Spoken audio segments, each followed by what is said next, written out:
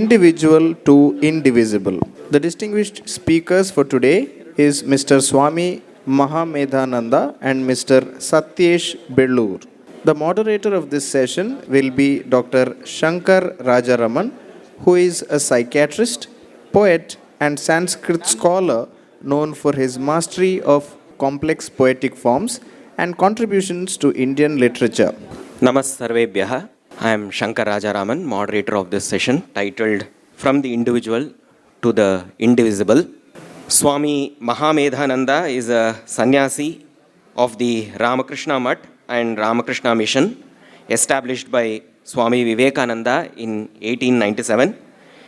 He joined the monastic order in 2004 and served for over 9 years in various capacities, including the joint controller of examination at Ramakrishna Mission Vidya Mandira, situated adjacent to Bellur Mutt in West Bengal. He has been editor of the Vedanta Kesari for over 6 years. Presently, he is the correspondent of Ramakrishna Mission Institute of Moral and Spiritual Education, Mysore. He holds a PhD in English literature from the University of Mysore, and he delivers talks in educational institutions, faculty development programs, and corporate companies. I just got introduced to Swamiji a few days ago, but the other speaker I know since several years. He has been part of Ashtavadhana programs, where I have also been Prichhaka, and mostly in Avadhana programs of Shatavadani. Mr. Satyesh Bellur holds a BA and an MBA degree. He identifies himself as a poet in Kannada as well as in English, probably. You write English poetry also? I've done translations. Yeah. I've done translations, but really not tried my hand in poetry, yes. Okay. A thinker and a corporate guru. He has worked in the field of telecom in senior management positions for over 32 years and has traveled to over 60 countries where he has conducted business successfully. He has authored around 24 books to date. He lectures extensively on subjects of management, adhyatma, and literature. He is currently an advisor to the Chanakya University. I heartily welcome him as part of the panel for the session titled From the Individual to the Indivisible. I also welcome the Swamiji in his absence. And a round of applause for the panel, for both the speakers. Let me begin with Satyesh with a small introduction. The title From the Individual to the Indivisible is somewhat cryptic, I should say, and suggests the possibility of evolution of personality. And as we had a conversation on WhatsApp, we decided that the overarching theme could be personality development. ವ್ಯಕ್ತಿ ವಿಕಾಸವನ್ನೇ ಒಂದು ಚೌಕಟ್ಟು, ಆ ವ್ಯಕ್ತಿ ವಿಕಾಸದ ಚೌಕಟ್ಟಿನಲ್ಲಿ ಈ ಒಂದು ವಿಷಯವನ್ನು ಚರ್ಚಿಸ್ಬೋದು ಅಂತ ತೀರ್ಮಾನಿಸಿದ್ವಿ. Over the next 45 minutes or so, we shall be presenting 3 different perspectives on personality development, but our focus shall be mostly the Indian knowledge traditions.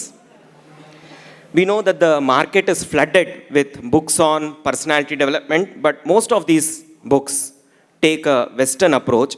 On the other hand, we thought that we could take 3 different perspectives borrowed from Indian wisdom.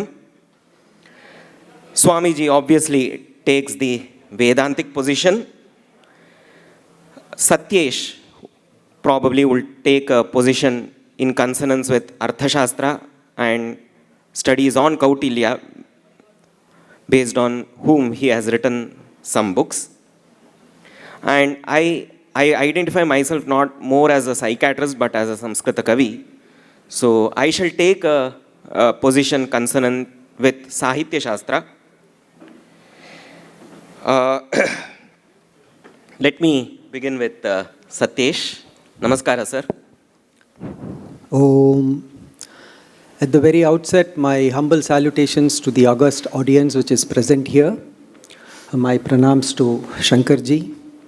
And I would like to profusely thank the organizers of this festival for having given me this beautiful opportunity. Yesterday and today have been something that I'm going to cherish for a long, long time. So thanks once again for this. Individual to indivisible. Shankar ji has already set the tone of the subject in a very beautiful way, and taking a cue from there and moving on, I would share my thoughts about the subject concerning the individual. And before I delve into that, some of the preliminaries first. Because coming from a management, I always say that before we start something, we all should be on the same page. So in order to let you know as the discussions progresses, what I am actually touching upon, you will know that this is where Satyesh is coming from. So with that objective, let me have a couple of preliminaries sorted out right at the beginning. Personality, as we all know, is a set of qualities that makes up your character. The world actually perceives an individual based on his character, which in turn comes from a set of qualities. And what are those set of qualities? I would like to call it as the inner being. And when we talk about inner being, we can't keep Chanakya out. Chanakya in one of his verses beautifully says, Patanti chaturo vedan dharma shastran yanekashah atmanam naiva jananti darvi pakarasam yatha. He says even if an individual has studied all the 4 Vedas and all the scriptures that's available at his hand, and if he fails to realize his inner being, then he won't give any value add for himself or to the society at large. And Chanakya gives a very beautiful analogy. He says, imagine a pot of payasam, sweet meat, and there is a spoon inside that. That person will be like this spoon. Being inside payasam, the spoon has no way of savoring the flavor of the payasam. So if somebody has been very well read, but he fails to understand his inner being, Chanakya says it's of no use. If you look at all the Veda mantras from the Samhita Bhaga, a lot of Veda mantras speak about the same thing, slightly in a different way, but in a more pragmatic sense. After studying a lot of Veda mantras with this gist, I have tried to capture the essence of those mantras in a 4-liner, a quartet that I would like to share with you. Ninna chintaneyanto, ninna matadu antu, ninna matadu yanto, ninna nadavalike. Ninna chintaneyanto, ninna matadu antu, ninna matadu yanto, ninna nadavalike. ನಿನ್ನ ನಡೆಯೆಂದೆಂದು ಯಶದ ಹಾದಿಯೊಳಿರಲು ನಿನ್ನ ನಡೆಯೆಂದೆಂದು ಯಶದ ಹಾದಿಯೊಳಿರಲು ಚೆನ್ನಿರಲಿ ಚಿಂತನೆಯು ನವ್ಯಜೀವಿ. The Vedic mantras clearly says that there are 3 aspects: the thoughts, the speech or the expressions, and the final actions. It says thoughts is the origin, and thoughts is something that I call as the inner being, the very origin from where your personality emanates and gives rise to character which the world perceives you from. It also very beautifully says if people feel that personality is something that's carved on stone, it is something that cannot be changed. The Veda mantra through this is telling that yes, it can be changed. By what? By changing the thoughts. Let me give you an example. Suppose, very hypothetically, you assume that today I come and slap somebody in public, right? It's a very heinous thing to do. I've never done it in the past, but just hypothetically, just imagine that I go and slap somebody on the face in public, right? Have I done it at the spur of the moment? I don't think so. If you just observe what has happened before that couple of months, you will be speaking bad about that person. You will be constantly talking bad about this person at every occasion you get. Does it start? Is it the start of my actions today? No. You go back, rewind and go back a couple of months earlier, you would be thinking bad about that person. Your bad thoughts about that person has transcended into bad speech, and today it has resulted in a bad action. So, best thing to do when we talk about personality change that we would like to bring is to change our thoughts. There is another aspect before I delve into the subject that about personality that I would like to bring on forefront is, I feel that there are 2 aspects for personality. One is the values. And where does one get values from? Our Vedas very clearly says it comes from sanskar, it comes from parisara. Sanskar is all the learnings that you have had from the previous so many innumerable number of births that you have taken. And what is parisara? Parisara is what you learn from your surrounding, what you learn from your parents, from your school teachers, from your friends, and today's context, what you learn from social media, right? This is parisara. Values come from your learnings, from your parisara and your sanskar. The Veda actually highlights beyond these two what we call as Purusha Prayatna. With your own efforts, these values, you can make a small change, a tweak here and a tweak there, and make it absolutely adaptable to whatever situation you are in so that you can be a better person tomorrow than what you are today. This is a fundamental, part about personality that we need to understand. And I call the values as values. And I call the second one that evolves out of it as the transformed value. We all have to strive to understand and appreciate the values that come to us and then go through a transformation of that into forming a transformed value which will help us in whatever role we are donning. For example, we could be a student in the institution. We could consider ourselves as career builders in an organization, workplace. In each of these situations, you can change. I coming from the management background, and I also see a lot of youngsters in the audience who are, I can make out that they're all students and moving into the corporate world very soon, building their careers. I thought that let me talk about the values and how you can have a set of transformed values from that that's going to help you succeed in your workplace. I think this is a very brief opening remarks that I would like to make and place it in front of the house. Over to you, Shankar. Thanks. Yeah. My question is based on the last comment that you made, last point that you raised about success in the workplace. Do you think of personality, it seems that you think of personality as a set of traits. So what are the traits that you feel are important for success in the workspace? And are there ways, you also pointed out about the importance of nature and nurture, parisara and samskara. Can traits be actually cultivated? Are traits born? Do we get traits because of birth, or can they be cultivated? If they can be cultivated, how is it possible to cultivate them? And how could these traits be actually tailor-made for success in the workspace? Yeah. That's a very beautiful leading question which will directly lead me into my discussions very nicely. Thanks, Shankar, for that. And my pranams, Swamiji. Pranams. Yeah, talking about the evolved or the transformed values that's going to help us at the workplace, I would once again quote Chanakya, who in this verse very beautifully enumerates 4 aspects that is very vital for somebody to succeed in his workplace. He says, को हि बारः समर्थानां किं दूरं व्यवसायिनां को विदेशः सविद्यानां कः परः प्रियवादिनां. Very beautiful thing. He actually brings out 4 characters, which is, 4 traits which is absolutely required for success in the workplace. He says, he refers to samartha, vyavasayinam, savidyanam, priyavadinam. Let's look at each of this in detail and see what is the value that derives each of these qualities and what changes we need to make in order to come out at an evolved value that's going to help us at the workplace. Samartha means competent, right? How does the value define that? But before that, when I was in school, I used to be playing basketball, cricket, hockey, ball badminton, table tennis, just name it. I was in all the sports. I used to be in the debating team. I used to be in the theatricals. I used to be in the singing troupe. I used to be in NCC, Scouts and Red Cross. And my father always used to look at me and say, boy, you are a jack of all trades and master of none. Absolutely right. I was a jack of all trades, master of none. Taking that adage as a clue and trying to understand the value that drives this very particular trait, samartha, competent. A competent as per our value systems is jack of none but master of one. That's a subtle difference. Jack of none, but master of one. You cannot dig at 100 different places 1 foot and expect water to emerge, right? You got to dig at one place, choose one place and dig deep. That is when you can strike water.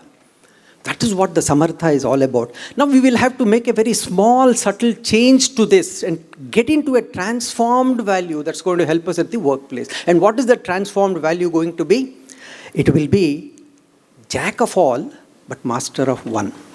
See, at the workplace, you got to be a master of one.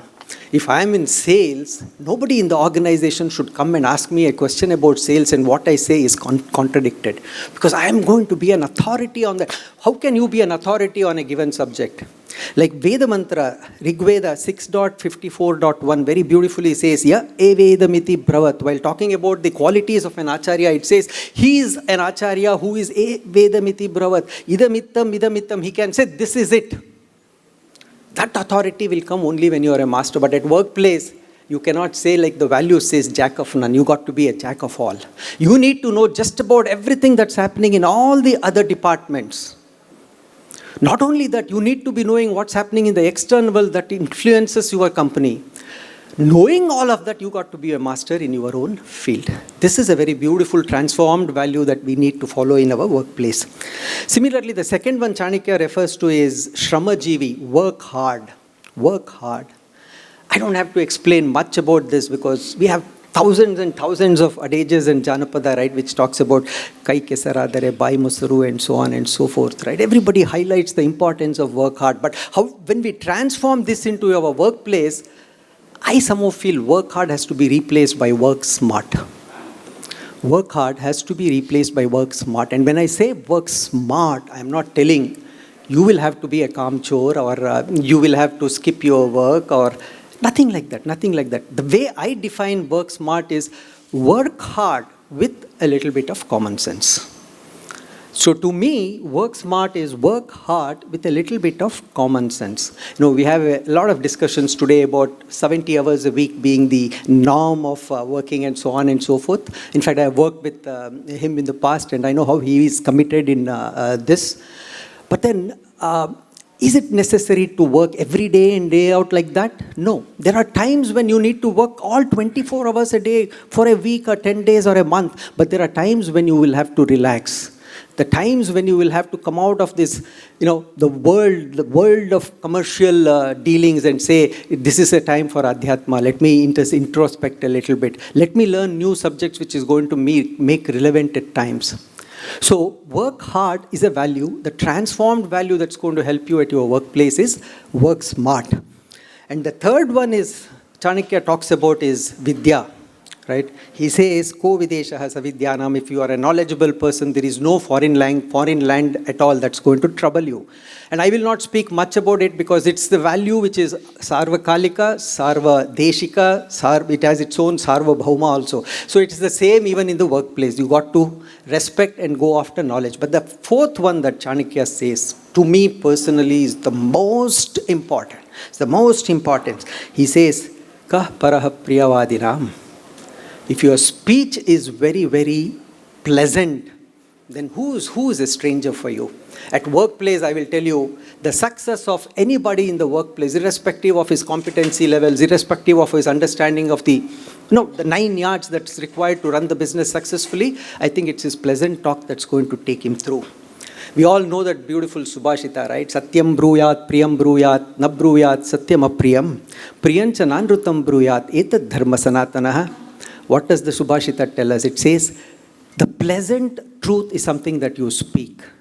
And it says, if the truth or what you are going to tell is pleasant and it's a lie, then don't say. So what Subhashita net is telling is that speak truth, speak truth, speak truth. And I want to take this value, and if I look at how this value can be a transformed value for me at my workplace, I would like to change it a little bit. I would say, use diplomacy in your talk. And when I say diplomacy, a lot of people will get confused with conning or deceiving or something. That's the interpretation that the Western world, the management gurus from the West have given to diplomacy.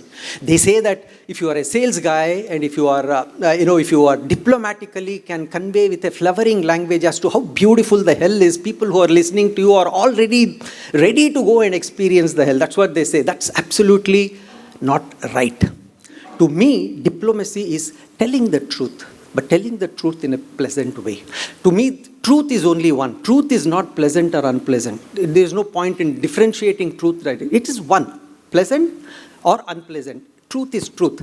But the way you communicate it to the others can be pleasant. The way you communicate to others can be unpleasant. At the workplace, you always have to speak truth, and you have to speak in a very pleasant way. Diplomacy is all about that. Rigveda 10.71.2 very clearly says, Bhadraisham Lakshmir Nihita Adivasi. Wealth resides not in your properties, not in your bank balance or anything. Wealth resides on your speech. Your speech is good, you will succeed. That's what it says. And again, referring to Chanakya, the reason I'm spending a little more time on this particular aspect is because the importance that I give to this as an important, very vital personality trait that everybody, especially the youth here who's getting into their career, should observe and imbibe. Chanakya says, Priyavakya pradhanena sarve tushyanti jantavaha tasmat taddeva vaktavyam. Beautifully he says, Vachane ka daridrata. Vachane ka daridrata. Only Chanakya can ask questions like this. He says, if you are able to speak so very beautifully, so very pleasant, not just the people around you, but you will also enthrall the animals. Try this out in your house with your pet dog. Shout at him. And then talk to him very affectionately and see how the dog is going to behave to us, right? That's what it is. And tasmat tadeva vyaktavyam. You always adhere to speaking pleasantly. And he says, Vachane ka daridrata. Why do you have to show penury or poverty when it comes to your speech? Why do you want to hold back speech? Speech is free. It is your potent tool that you need to use, especially at the workplace, as long as it is pleasant. So speech should be pleasant.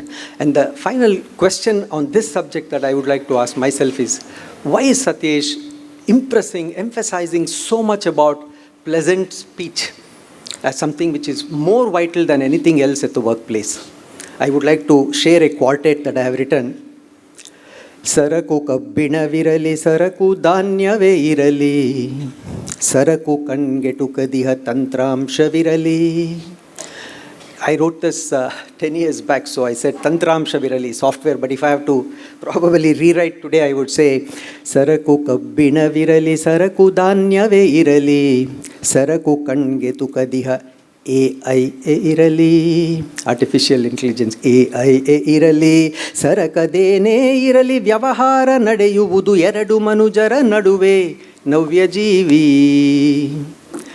Whatever be the product that you are selling, whatever be the situation that you are in a workplace, even if AI is going to transform us tremendously in the next 2-3 years. People will wonder it's going to happen in 10 years. I believe it's just around the corner, knocking at our door. It's going to transform us at the workplace and also in our public life. But then, even when that happens in a company, at the end of it, handshake happens between two individuals. The vyavahara, the transaction happens between two individuals, and that's the reason, irrespective of what happens, whatever technology that overpowers you, let your speech be pleasant, and that's all is going to take you a long, long way in the corporate world. Yes, Shankar, I think I have... there are many more traits to be discussed. Many more. As and when you give me time, I will delve into that. Yes. And along with Kautilya's Arthashastra, have you also delved into Hitopadesha or Panchatantra anytime? Panchatantra, yes. First of all, let me admit it. I'm not a Sanskrit scholar. I don't know Sanskrit. So whatever little I could touch upon in the last 10, 12 years that I came out of the corporate world. In the corporate world, when I was there, I was traveling 20 days a month, traveling all over the world. I didn't have time for anything. But when I took voluntary retirement and came out of that, I said, I learned Vedas sitting on the close proximity to my guru, Sudhakar Sharma ji. For 4 years, I learned Vedas from him. And believe me when I say this, I'm not telling, with any rudeness. After having heard Sudhakar Sharma ji and understood about 100 Veda mantras from the Samhita Bhaga, I think I don't need to learn anything more. If at all I can pick 1 or 2 of that and implement in my life, I will be a better person. So with that, yes, not much of Sanskrit, but a lot of Kannada literature I have read. DVG is my favorite. I have read him from all his works, and that's it. So your acquaintance with the Vedas is clear cut in that you also mentioned the mandala and the sukta when you quote. Uh, do you think, this is the last question before I turn to Swamiji, and I think this question will directly lead to what Swamiji would like to speak on. Do you think that the personality development as envisaged by you in the workplace, is it just limited to the Vyavaharika Jagat, or this personality development can also elevate a person spiritually? The personality development that is useful for the Vyavahara, for the Vyavaharika Jagat, is it also of use to the Paramarthika Jagat? That is what I am sure. In fact, to give you a very straight answer to this, when we talk about a workplace, when we talk about a business, we are not talking about dharmartha kama moksha. We are only talking about artha. The very objective of anybody running a business is to make money. Let's not misunderstand this. We are here to make money when we are in business. And people whom we hire and is working for us, they have to do everything at their disposal to help us make money. Absolutely. This is it. This is final, right? Under that, is there scope for Paramarthika? At a very individual level, yes, it is. It is. But the organization doesn't make any scope for that because that's not its objective. Having understood that, there are a lot of, especially in sales, I can tell you, because you are interacting with the external world all the time. Being a little more spiritual, being observant about what the value systems that our scriptures convey to us and so on, it helps us to do our job a little more better, much better. For example, if I may touch, in fact, I'll touch upon a few more values and you can stop me whenever the time runs so that I will be able to conclude. You can have 4 more minutes. 4 more minutes, yes. Please tell me at the end of the 4th minute. Referring to Chanakya again, Chanakya says, Gate shokena kartavyo bhavishyam naiva chintayet vartamanena kalena pravartante vichakshanaha. He says, don't worry, don't fret about the past and don't worry about what's happening in the future, right? It's not in your hand. Just live by the moment, live by the moment. That's what DVG also says, right? ದಿನದಿಂದ ಅನುದಿನಕ್ಕೆ ಕ್ಷಣದಿಂದ ಅನುಕ್ಷಣಕ್ಕೆ ಅನಿತರಿತರೊಳೆ ಬದುಕುತ್ತಾಯುವನು ಕಳೆವ ಮನದ ಲಘು ಸಂಚಾರ ಒಂದು ಯೋಗದುಪಾಯ ಶುನಕನುಪದೇಶವಿದು Mankutimma. But when it comes to the corporate world, this is philosophy, right? This is adhyatma. Live in the present, live in the present. But to answer your question, you can't live in the present when you're working in a workplace, right? You have to live in the present there with all the focus that the value system tells us, but you need to have a very clear understanding of the past. And clearly you will have to understand what you're doing today is a lot of bearing on the future. You are doing everything today for the future, unlike in Adhyatma. Right? Satyesh, sorry I'm interrupting you. I think because of paucity of time, we should go to Swamiji. Yeah. As I was mentioning at the very beginning of the session, we are discussing about 3 different perspectives, and Swamiji will be speaking from a Vedantic Paramarthika perspective. Namaskara, Swamiji. How do you understand the title from the indivisible to the individual from a Vedantic perspective? Comfortable with this?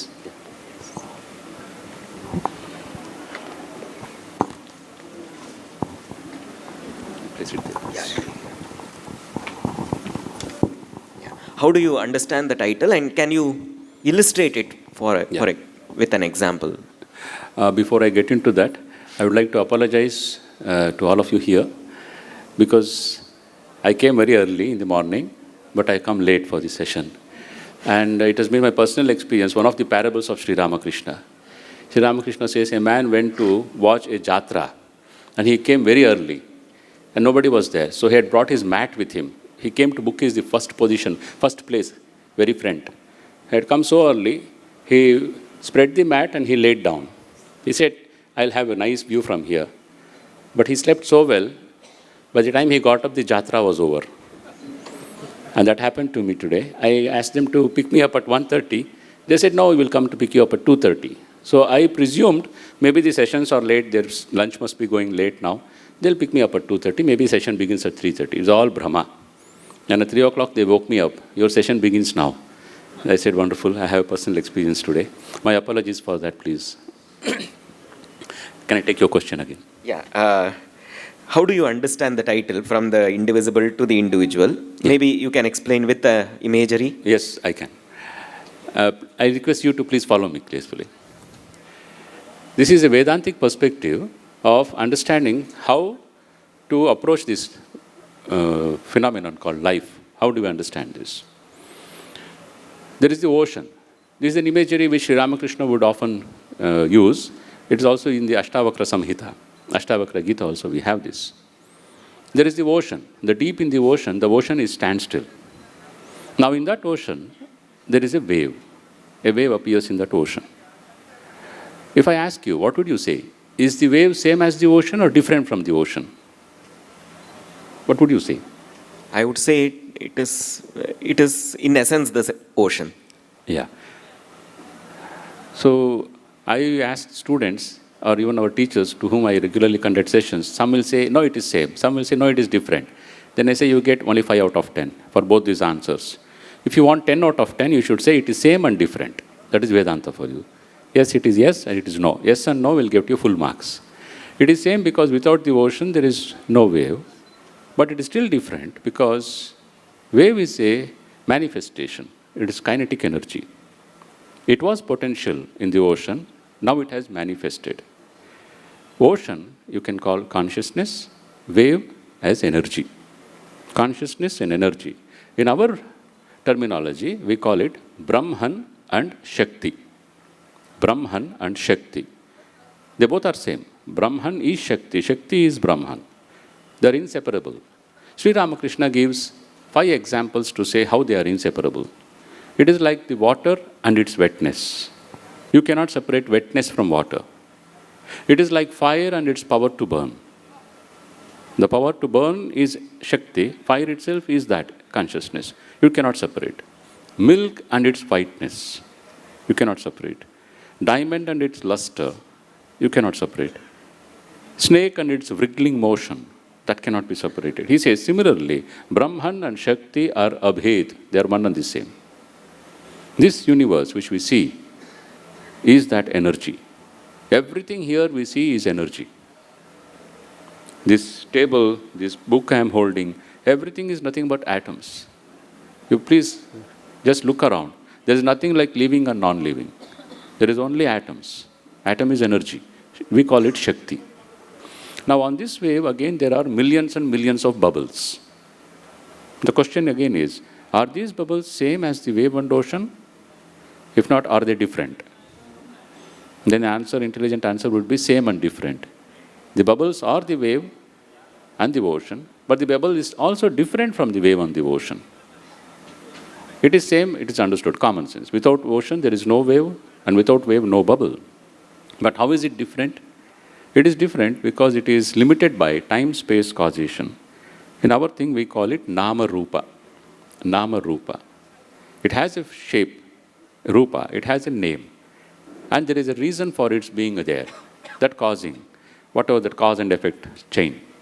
But it is all in the time frame. Without time and without space, there is not a meaning for that. Now, if we talk about this bubble called a human being bubble, there is a male, there is a female, and there are babies, children, youth, middle-aged, old age. We have all of that here. We are different bubbles in different colors, in different shapes. But for all that, we are still only bubbles. Now, one of these bubbles has a question, has a fear of death. So he asks you, I am afraid of death, what shall I do? Naturally, what would be your reply? If a bubble asks you, I am a bubble, and I ask you, I am afraid of death.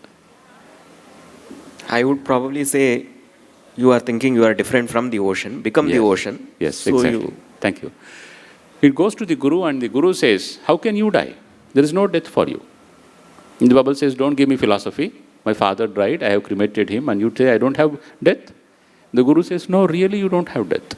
Tat tvam asi. This is called a Mahavakya, a great statement in the Upanishads. Tat tvam asi. You are that consciousness. You are the ocean. You think you have death, because you have an individuality. You have limited yourself to a form, to an identity. And these identities are intricate, innumerable identities. It comes from outside.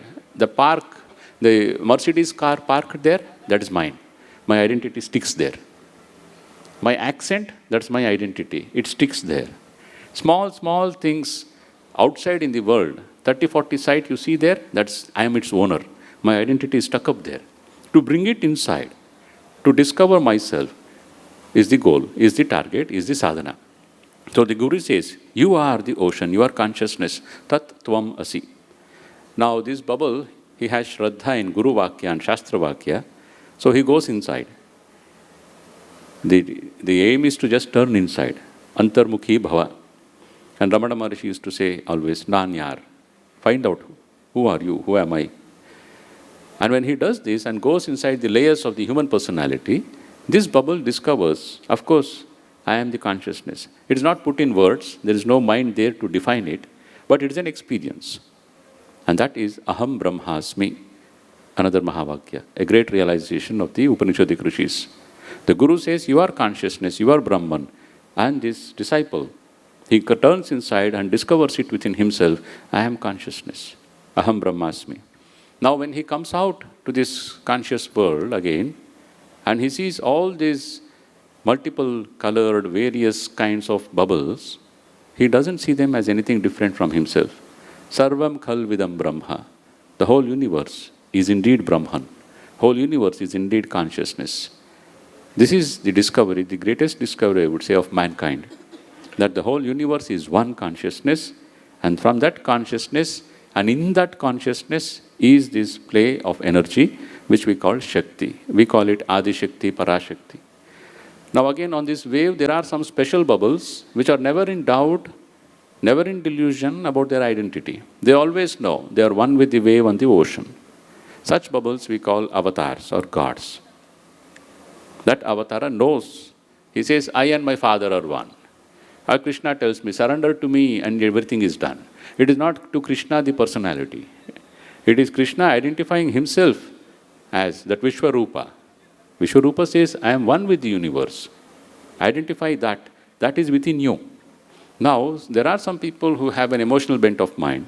They would not be able to go inside and discover that for himself or herself. They would say, I am attracted to this special bubble called Krishna or Rama, my Rama. And when I become one with that, Tadatmya Bhava, then also I discover my true nature. And that is the path of bhakti. And that will explain how we see this universe. So this is one imagery. Whenever we want to understand this, all the three, Dvaita, Advaita, Vishishtadvaita, we can find and understand through this imagery, which Sri Ramakrishna would always share with his disciples. And as I said, it is there in Ashtavakra Samhita. Thank you, Swamiji, for this elaborate imagery, where you have also tried to depict different types of jivas also. Some jivas who are more evolved and some jivas who are less evolved. Yes. What is the important? So it seems as if that the individual personality is one that is limited by nama and rupa. So what is the importance of this individual? This is a counter to Satyesh's question which I posed. How is the Vyavaharika personality useful for the spiritual personality? How does it help in spiritual evolution? How do you say, what is the answer that you give when I ask you, what is the importance of this seemingly Vyavaharika or Vyavaharika Jiva with Nama and Rupa? What is the importance of this Nama and Rupa in one's spiritual progress? Is it necessary or is it absolutely unnecessary? Should it be something which has to be just left behind for one to actually attain the Paramartha? No, it is not a question of living. There is nothing to live. When you talk from the Advaitic point of view, there is nothing to live. It is only a question of manifestation. Now, each of these bubbles, they can function at three levels. Their awareness can function at three levels. Swami Vivekananda puts it like this. It is not that he wrote this. It is the knowledge of our culture. He says, man is a compound of animality, humanity and divinity. Pashutva, Manushatva, Daivatva, Murara Sammishranave Manusha. Now this bubble, a human bubble, it can function at the animal level. That is the gross matter level, where my concerns are food, sleep, sex, shelter. And all my thoughts, my actions, everything revolves around building my personality, enjoying this world, protecting what I want. That will be his concerns. And his language usually will have I, me, mine. Ahankara, mamakara. That will be dominant in his thinking and his talk also. I, me, mine. That is the animal level. And it is a level where the subconscious mind dominates life. Life is dominated, led by the subconscious samskaras. He thinks he is free, but he is a slave to his own impressions, previous impressions. From that level to rise to Manushatva level is not just happening like that, and it doesn't come with any number of PhDs. It comes by sublimating it. And Sri Ramakrishna says, in Bengali he puts it, Jarman hosh hoyeche shei manush. Only he can be called a human being whose mind has awakened to higher thoughts, higher ideals. And that's why Swami Vivekananda would often say, if a man with an ideal makes 1,000 mistakes, the man without ideal makes 50,000 mistakes. Therefore, I say, have ideals in life. And there are very few people with ideals in life. They like something. Likes and dislikes are not ideals. Like he was telling, truthfulness, satyameva jayate, honesty, that's an ideal. Whatever happens, I have this integrity, I am honest. But what is honesty? That we tell, as I think, so I speak, as I speak, so I do. Trikarana Shuddhi it is called. Now, when I hold on to ideals, slowly I rise to this level of Manushatva. At Pashutva level, animality level, it is selfishness. At the Manushatva level, one of our presidents, Swami Ranganathananji Maharaj, he used to call it enlightened selfishness. There is still this I want to project myself and protect myself, but it is enlightened.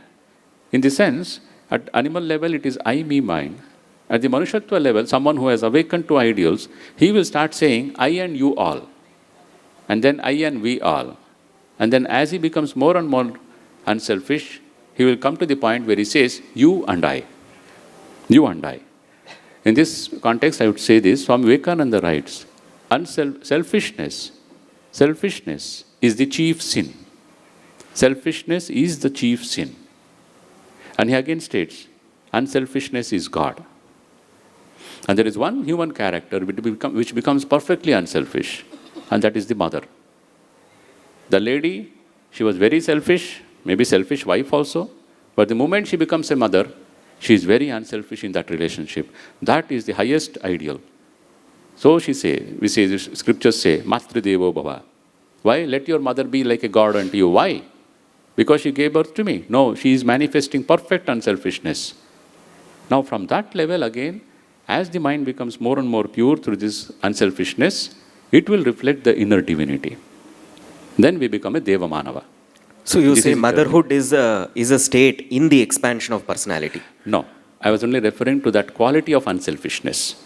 Now that is something I can't be a mother. Yeah. I'm a male. But I can expand that. I can develop that unselfishness. Selfishness is that limitation. Swamiji says, expansion is life, contraction is death. When I limit myself to an identity, I start preserving myself. I compete with people around me. And there it is fellow bubbles. It is not that love thy neighbor as thyself. Why? Because he and I are one. That is the Vedanta's answer. There is no one else outside there. It is me. He is I. So how can I hate someone and say, I am noble and I am evolving? So this is the three kinds of personality we find. At three levels of awareness. And this awareness has to evolve by holding on to ideals. So are there any practical tools that facilitate such an evolution of personality? Yes. Swami Vivekananda gave it like this. He writes, renunciation and service are the twin ideals of India. Intensify her in these two channels and the rest will take care of itself. Renunciation and service, tyag or seva. Usually tyaga, they say, oh, you have to renounce, give up. What to give up? We still have very educated people who do this. They go to Kashi. Recently a devotee, she has a PhD in Kannada. She came, I offered her apple, and she said, Swamiji, Kashi hogidde, apple bit bandidini. Nande, Allama, yalla but apple yak bitri. Yen bidbeku, what should we give up? So it is not giving up things like that. What we mean by that is, first renounce your selfishness, give up selfishness, renounce your egoism, swartha bidbeku, ahankara bidbeku, and then give up your laziness. Imagine if every Indian can give up these three, swartha, ahankara, alasya, this will be heaven. All whatever we find, which is nasty, crooked, it is all having these three behind it. Swartha, ahankara, alasya. There are other dimensions for that, but for this discussion, I think this should be a very pertinent way to say, give up these three. And then twin ideals. Second one is service, seva. For this, Swami Vivekananda gives this as a guiding inspiration for our whole Ramakrishna order, and for everyone who wants to follow this. Shiva Gnane Jiva Seva. Jeev ki seva karna hai. How? By looking upon him as the Lord himself. Not by saying that, oh, God will be happy if I serve him. Oh, I will get punya karma if I serve him. That is still selfishness. I serve him not because it is a good thing to do. I serve him because it is God. I serve him because he is me. And I serve him because love is the best way I can manifest my inner true nature. There is this, now they say, this is, who is the real man?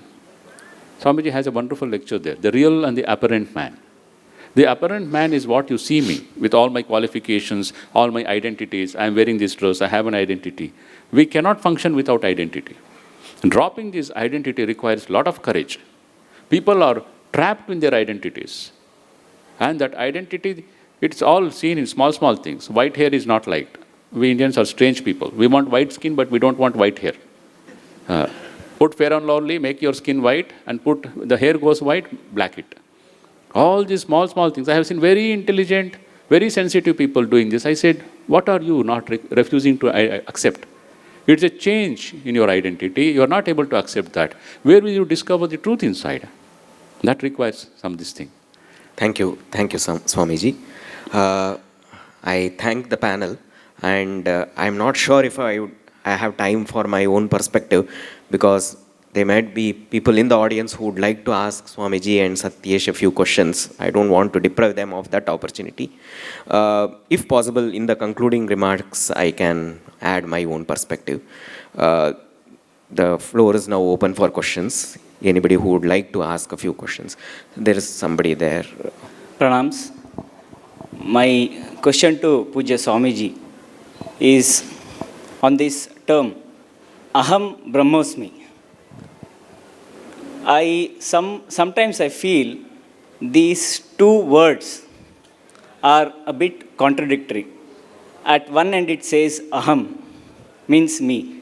As you have rightly mentioned, from the animalism to the Daivatva in our journey, we start with I and go towards everyone. But here I'm saying Aham Brahmosmi. When I attain that the Brahma, in the sense I'm part of everything, again I'm saying I am. I'm trying to put that individualism, even though I'm trying to say that I'm part of the whole world. I got the point. Yeah. There, that I is not the I which we use now. Sri Ramakrishna says there are two I's. One is the unripe I, other is the ripe I. Kacha ami, paka ami, he says. Kacha ami is the unripe I which identifies itself with a bubble. Me, so and so. Middle-aged, so and so, with these identities. That is the unripe I. The same I has to expand itself. And when it expands, it becomes the universal I. So when it talks about Aham Brahmasmi, and as I said, it is not a statement made in that state of realization. It is something which is made when he comes down to this world. In the Samadhi, there is nobody, there is no I. For this, Sri Ramakrishna explains like this. A salt doll went to measure the depth of the ocean. It said, I will measure the depth of the ocean. But as it was going into the ocean, it dissolved. This I, when we try to seek that I, discover that I, adhan huduklik hodaga, it is lost. What remains is anirvachaniya. It cannot be, because it is behind the mind. The mind is just a later evolute of that. But when you come down and we have to discuss, we need words. We need concepts. But there is a Dakshinamurti, he doesn't talk. Silently it communicates. But we are not in that state. So we communicate using these words. So therefore the scriptures say you have to go beyond the Vedas. It is not in words. It is just in experience. Swamiji says, religion is realization. It is not about believing something. I believe in this reincarnation. I believe in that prophet. It doesn't talk about that. Religion is realization. Believing something is not religion. It is just the initial beginning of that. So, I had a question. In personality development, the main value is to adapt to the present environment and to get set over there. But, sir, don't you think like changing ourselves 101 times to the environment and going on changing ourselves or adopting the new things, don't you think we'll lose ourselves in the journey of getting adopted? And then the person who I was before will be never be the same at the end. And then ideologies like having different like ideology now, and then after few time I'll have a different ideology. So don't you think the personality will go on changing rather than staying similar? So how do we stick on to one personality and not to change again and again? Yeah, it's a good question. Personality is something that has to go through a transformation in order to help you face different situations in your life, different roles that you are donning. Let me give you an analogy so that it will be easy for you to comprehend this. There is a computer, right? The computer comes with a certain system software. The piece of hardware and system software is the values. That should not change. If you can stick to that values, beautiful. But then, will that hardware and the piece of system software alone make this computer into a tool? No. You need to, by adhering to the system software, you need to develop your own application softwares. Application softwares is the evolved personality traits that you need to bring. The value is the same. Value is respecting elders, respecting seniors, right? But then, when you treat your mother, you treat her differently. You treat your wife, you treat her differently. You treat your mother-in-law, you treat her differently. And when all the three are in present of you, you treat them differently, right? This is the change in absolutely required to bring in your personality so that in the context that you are in, without compromising on the values, they are carved on stone. But then make a subtle change to that so that in that context, by being absolutely adherent to the values, you are performing certain role which is going to make you a better person, which is going to bring the happiness to you, which is going to bring success to you depending upon where you are. So I think personality has to be changed over a period of time. Personality has to go through a transformation, and if you believe that what you possess today in terms of personality is something that's not helping you achieve your goals in a very valuable fashion, then you need to make changes to that. Yes. To add to what Satyesh just told, I can in fact bring in a perspective from Indian poetics. So we have what are called as primary characters, the pradhana patra, that is the hero and the heroine, the protagonists. And we also have the Gauna Patra, that is the secondary characters. And it is said that the primary characters represent an ideal. They are ideal personalities. They are never found in real life. Ideal personalities are never found. And ideal personalities are considered as pursuing a particular goal in the exclusion of other goals. So you have 4 different goals that are called as the Purusharthas, Dharma, Artha, Kama and Moksha. A character like Rama is usually seen as an epitome of Dharma. And you cannot actually show him as pursuing Dharma at one point of time. At other point, you cannot show him as pursuing Artha, somewhere else as Kama, and somewhere else as Moksha. Primary characters are ideal characters who are usually not found in real life. We are more like secondary characters. So our life goals keep on changing.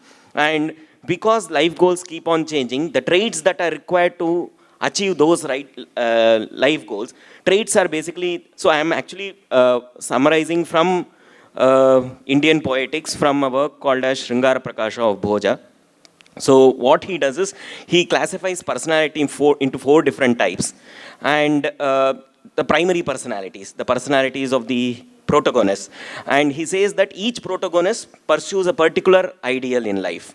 And for pursuing that particular ideal, he needs a set of traits. So the traits are like the paraphernalia that we require for the distance that we have to cover. So the goals are also placed in a hierarchy with artha below, above that kama, above that dharma, and above that you have moksha. So there is a difficulty in, successive difficulty in achieving those goals. So one is 50 kilometers, the other is 100 kilometers, the other is 150, and the other is 200 kilometers. So depending upon the distance, the paraphernalia is also different. So we require a much more elaborate paraphernalia for 200 kilometers, but we require a much less paraphernalia for 50 kilometers. But this is only with respect to the primary characters. And in fact, he gives a list of 120 traits, so which are required. And he also classifies those traits. If I had time, I would have actually elaborated on it. But we are not like primary characters. We are more like secondary characters. And there is always a there is always a possibility of change. And usually in dramas, when there is a very important life incident, the goal, there is a sudden shift in the goal. For example, Parashurama, after his meeting with Rama, before meeting with Rama, he is usually shown as a artha-dominant character. But after meeting Rama and after his bow being destroyed by Rama and after him knowing about the real nature of Rama, he becomes completely moksha oriented. So an important incident in our day-to-day life can actually cause a reorientation of our goals. And because of a reorientation of goals, we also require other sets of traits in order to achieve those reorientation of goals. So such a change in goals and such a change in personality and traits is quite possible for everyday persons, but ideal characters who are present only in literature may not change their life goals because they need to teach the reader about how to achieve one particular goal in exclusion to the other. Secondary characters don't have that responsibility of teaching the reader about how to achieve those goals. So they are more flexible in their goals. So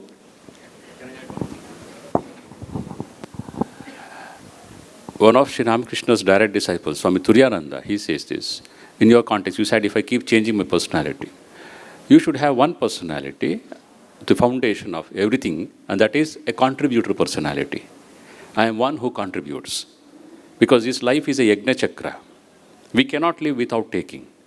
So always keep in mind, whatever is the personality I may be changing, there is no change, it's only change in your identity outside. Your personality will not change. In matters of principles, be firm like a rock. In matters of opinions, flow with the tide. So once you know what are your principles, your adarsha, whether you work here or work for anyone else, that will not change. This is my identity. I am an honest person. Nanobba satyavadi, nanobba paropakari, nanobba jitendriya. We teach these children this. Have this as your identity. Because that is the way you will evolve.